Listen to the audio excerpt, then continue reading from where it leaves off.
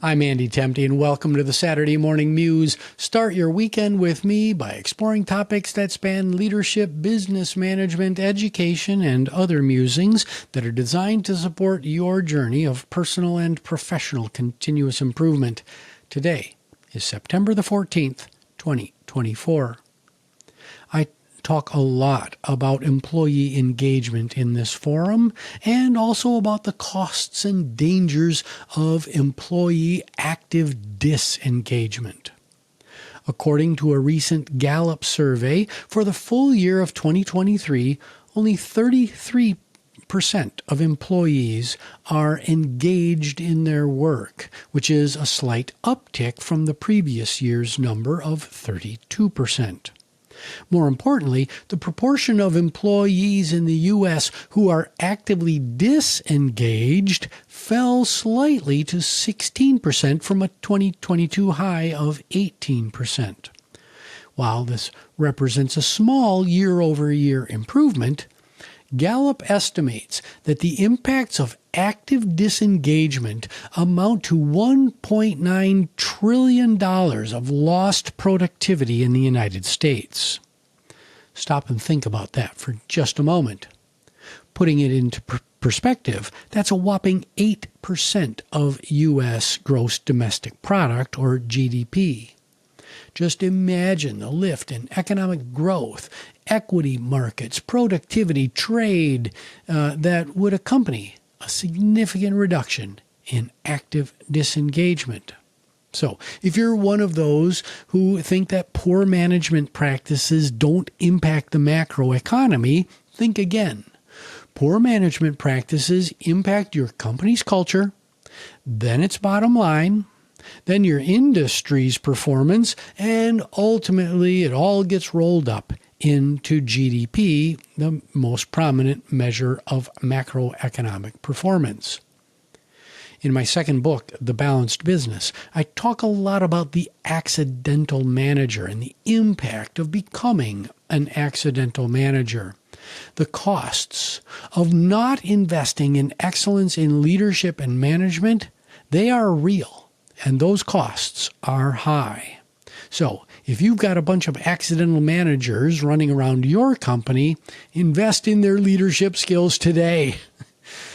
So, with the Gallup poll on engagement as the backdrop, imagine my dismay this week to read the reports that PricewaterhouseCoopers will begin tracking the location of their employees in the United Kingdom as part of an effort to police their return to office policies.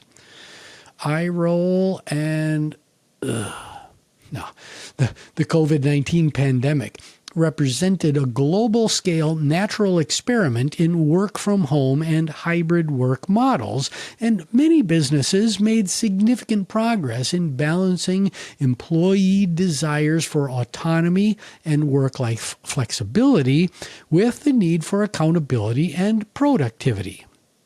While many businesses continue to invest in new ways of working that enhance engagement and simultaneously improve customer outcomes, some are showing their true colors and slipping back into old-school directive management styles that require teams and individual contributors to spend time in the office.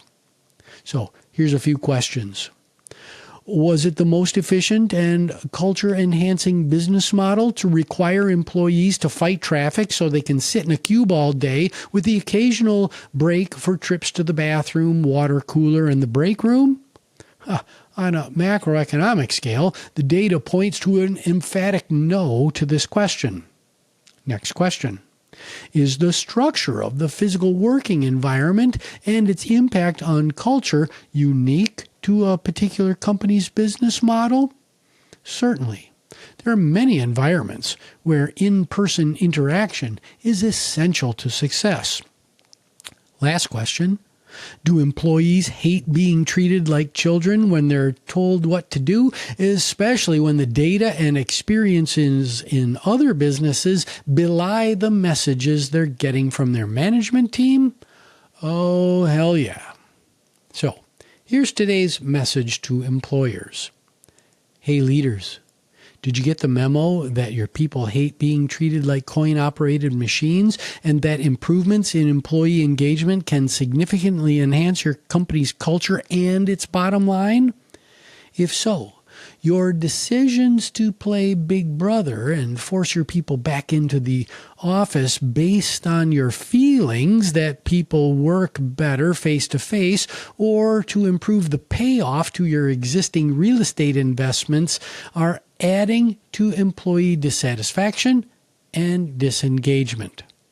Oh, and if you're contemplating geo-tracking your people like PwC will start doing in the UK to ensure compliance with your return to office policies, I would seriously reconsider doing so. Treating your most valuable resource, your people, like children is the fast pass to more disengagement and not less.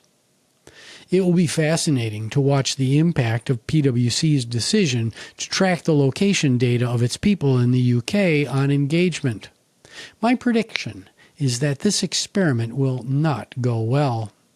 Nothing says I don't trust you more than draconian HR policies that are spread over the employee population in an attempt to snare a few bad apples who are likely disengaged and working against the best interest of the company and the rest of the team in the first place.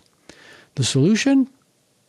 Improve the skill level of managers across the organization through intentional learning and development programs and make it clear through incentives that excellence is rewarded and poor performance and disengagement are not.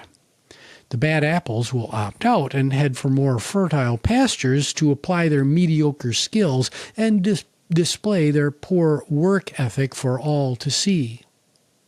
Now, next week, we're going to continue this conversation with a message to employees.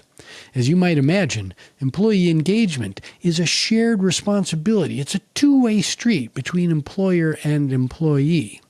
To imagine that employers are the only ones not holding up their end of the employee engagement bargain would be foolhardy. Next week, we'll take a look at the other side of the equation. I hope you have a wonderful weekend as you recharge for the week ahead. My name is Andy Tempty. This is the Saturday Morning Muse. You can find us on all the major streaming services. Please like, subscribe, rate, and most importantly, share this with your colleagues and your friends.